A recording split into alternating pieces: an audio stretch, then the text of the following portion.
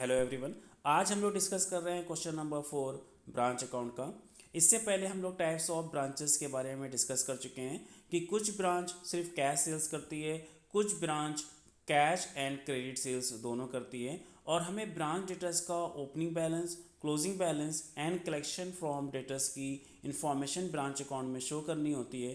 तो तीन में से कोई भी इंफॉर्मेशन अगर मेरे पास मिसिंग है तो पहले हमें ब्रांच डेटर्स अकाउंट बनाना होगा।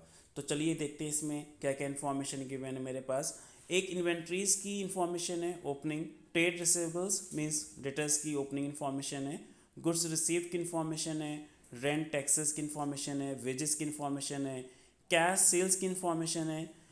Cash received on ledger account की इन्फॉर्मेशन है। Cash received on ledger means ये कलेक्शन हुआ था मेरे डेटर से, वो गिवन है आपका। इन्वेंट्रीज क्लोजिंग बैलेंस गिवन है। क्रेडिट सेल्स गिवन है और रिटर्न्स इनवर्ड गिवन है।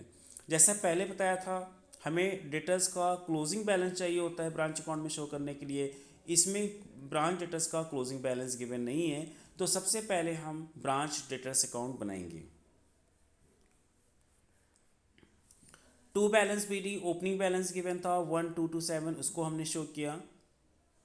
ड्यूरिंग दी 6 मंथ जो क्रेडिट सेल्स हुई थी उसकी एंट्री होती है डेटर्स अकाउंट या to sales account. To sales वो वैल्यू शो कर दी 2387। डेटर्स ने जो गुड्स रिटर्न किया था, रिटर्न इनवर्ड गिवन था, वो एंट्री आ गई आपकी बाई सेल्स रिटर्न या by goods return 20 rupees.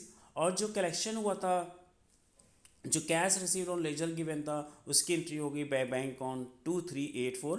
Then you have to calculate closing balance of debtors by balance carried down 1210।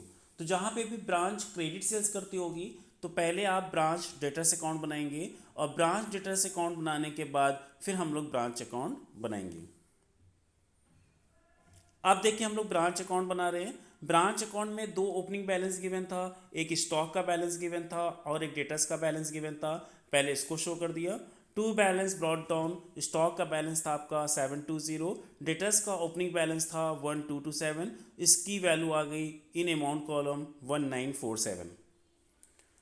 इसके बाद एचओ ने गुड्स सप्लाई किया था 2178, उसकी एंट्री हो गई ब्रांच में टू गुड्स सप्लाइड 2178। एचओ ने ब्रांच को पेमेंट के लिए कैश दिया था 375 दिया था रेंट के लिए, एंड वेजेस के लिए दिया था 396। इसकी एंट्री पास हो गई आपकी टू बैंक के नेम से, to bank account, rent value 375, wages 396 and in amount column 771 rupees. After this branch ने कैश सेल्स किया था और उसको डेटर से वैल्यू मिली थी 2384। जो भी कलेक्शन ब्रांच में होता है वो ब्रांच को एचओ को रिमिट करना होता है, तो एचओ रिसीव करेगा और एंट्री पास होगी bank on dear to branch account. तो पोस्टिंग हो जाएगी आपकी बाय बैंक अकाउंट, और इसमें हम शो कर देंगे कैश सेल्स की जो वैल्यू थी 1214 और जो कैश रिसीव्ड हुआ था 2384। इसके बाद हमें क्लोजिंग बैलेंस शो करना होगा बाय बैलेंस कैरिड डाउन, जिसमें स्टॉक का बैलेंस गिवन था 1121 और डेटर्स का क्लोजिंग बैलेंस अभी हमने ब्रांच डेटर्स अकाउंट बना के फाइंड किया है 1210, उसको शो कर देंगे इन अमाउंट कॉलम 2331। और उसके बाद you have to calculate profit. Credit side हम प्लस करेंगे, डेबिट साइड प्लस करेंगे, देन डिफरेंस कैलकुलेट कर लेंगे। अगर क्रेडिट साइड ज़्यादा होगा तो आपका प्रॉफिट आएगा to profit transfer to statement of profit loss account, और अगर डेबिट साइड ज़्यादा होगा तो आपका लॉस आएगा by loss transfer to statement of profit loss account in credit side पे शो करेंगे। तो इस क्वेश्चन में क्रेडिट साइड ज़्यादा था तो आपका आंसर हो गया to profit transfer to statement of profit and loss account. तो ये क्वेश्चंस आपका अच्छे से क्लियर हो गया होगा। बाकी क्वेश्चंस की आप प्रैक्टिस कर लीजिए, और अगर कोई डाउट्स हो तो हमको मैसेज कर दीजिए। Okay bye, have a nice day.